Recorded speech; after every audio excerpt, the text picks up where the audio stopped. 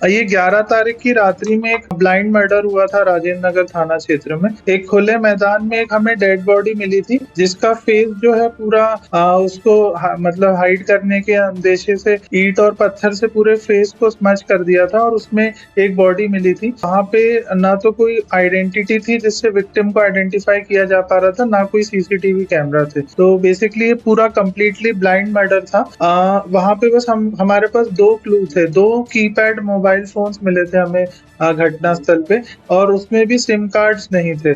तो ये पुलिस के लिए चैलेंज था कि सबसे पहले जो है विक्टिम की आइडेंटिटी को मतलब आइडेंटिटी डिस्क्लोज करना। तो दोनों मोबाइल्स का फॉरेंसिक एनालिसिस किया गया था और उसमें जो भी कॉन्टैक्ट्स थे उसको रिट्रीव किया गया साइबर सेल की मदद से। उसके बाद जो हमें कॉन्टैक्ट्स मिले, उन कॉन्टैक्ट्स पे हमने सभी पे संपर्क किया तो हमें एक क्लू मिला था कि जो है कहीं ना कहीं विक्टिम सागर का हो सकता है। उसके बाद जो हमने फर्दर जब कुछ लोगों से और बातचीत की तो इसमें जो मृतक है उनकी आइडेंटिटी क्लियर हुई। मृतक जो है गोलू उर्फ कृष्ण कुमार अहिरवार, उम्र 28 साल, ये मकरोनिया सागर के आइडेंटिफाई हुए थे।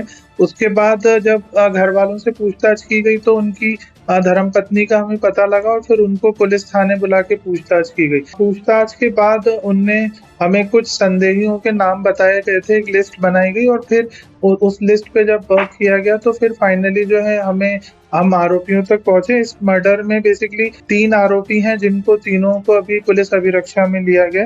पहला आरोपी है विकास खोसे, उम्र 28 साल, दूसरा है कृष्णा भिड़े और तीसरा है भूरा उर्फ भूरिया हरवाल।